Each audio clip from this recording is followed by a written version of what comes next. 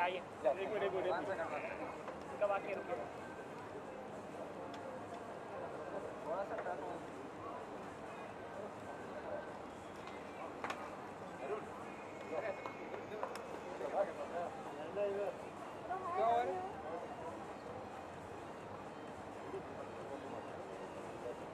हो गया आटे देख रहा हूँ फिल्म मंत्री थे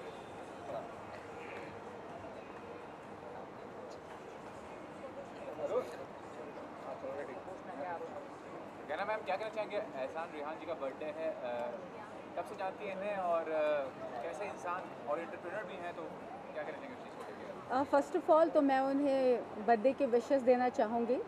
मैं चाहूँगी कि उनको ये जो बर्थडे है बहुत सारी सक्सेस लेकर आए और वो जो एक अवार्ड फंक्शन करते हैं वो कई सारे कर सकें।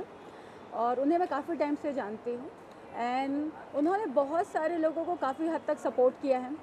जब आप किसी को एक अवार्ड देते हैं तो आप उसे कहीं ना कहीं से एक आइडेंटिटी देते हैं। जब आपके घर में एक ट्रॉफ़ी, एक अवार्ड रखा होता है, कोई एक काफ़ी सी अच्छी सी स्टैचू रखी होती है, तो आपको लगता है यार आपने यहाँ से अचीव की उस चीज़ को। तो ये बहुत लोगों को सपोर्ट करते हैं, बहुत लोगों को प्रमोट करते हैं।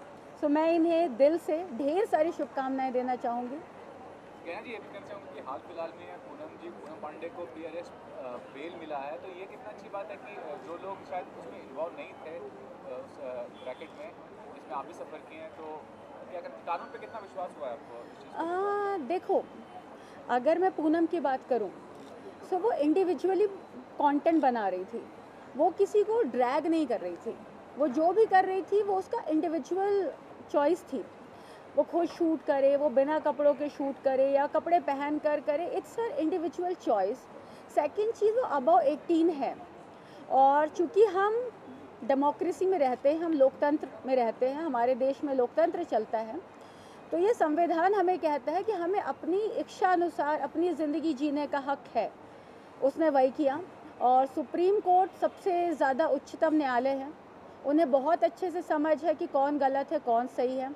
सो मैं इसके लिए पूनम को कॉन्ग्रेचुलेट करना चाहूँगी स्पेशली फॉर दिस कि अच्छा हुआ फाइनली उसे बेल मिल गई एंटिसिपेटरी, और बहुत अच्छी बात है। लास्टली ये जानना चाहूँगा कहना कि हाल फिलहाल में एक बहुत बड़े स्टार धनुष का जो हुआ डिवोर्स हुआ 18 साल के बाद, और राम गोपाल वर्मा ने बहुत कंट्रोवर्शियल कमेंट उसमें किया है कि मैरिज जो होता है वो फूल करते हैं और प्यार जो होता है समझदार करते हैं। आप कितना मानते हैं इस चीज़ को?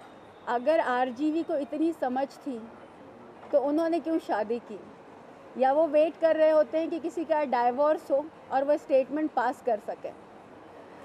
हालांकि ये बहुत गलत है क्योंकि 18 साल स्पेंड कर देना, देन उसके पहले सामंथा और नागा चैतन्य की शादी हुई थी, 4 साल में डाइवोर्स हो गया। सो फिल्म इंडस्ट्री में हम लोग बहुत कॉमन देख रहे हैं, लोगों के बीच में डाइवोर्स होते जा रहा है।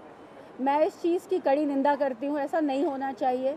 या तो अब शादी मत करो, आप टाइम स्पेंड करो, जितना टाइम स्पेंड कर सकते हो, जितना एक दूसरे को जान सकते हो, जितने अच्छे से अपने रिलेशन को एक्सप्लोर कर सकते हो, तब डिसीजन लो। अगर आपको लगता है कि नहीं यार this is the right time. लेकिन धनुष और ऐश्वर्या के मैटर में 18 साल हो गए। 2004 में इन दोनों की शादी हुई थी, लव मैरिज थी। ऐश्वर्या ने कई सारी फिल्में प्रोड्यूस की, डायरेक्ट की, जिसमें से जो 3 फिल्म थे जिसमें श्रुति हसन भी थी धनुष के ऑपोजिट। सुनने में आया था कि धनुष और श्रुति का उन दिनों अफेयर चलने लगा था। सो काफ़ी टाइम से क्लैशेस थे, बट इन लोगों ने जब इतने अच्छे से चीज़ों को मैनेज किया था तो थोड़ा सा और मैनेज कर सकते थे। बट कहते हैं ना, अगर रिश्तों में खुशी ही नहीं रह गई हो तो रिश्तों को कैसे निभाओगे? तो मे भी धनुष और ऐश्वर्या को यही लगा हो, इससे now they are separated. Professionally क्या चल रहा है? प्रोजेक्ट पे काम कर रही हैं या प्रोजेक्ट काम है? मैं एक बहुत बड़े प्रोजेक्ट पे काम कर रही हूँ एंड आपको 26 फरवरी को मैं अनाउंस करूँगी।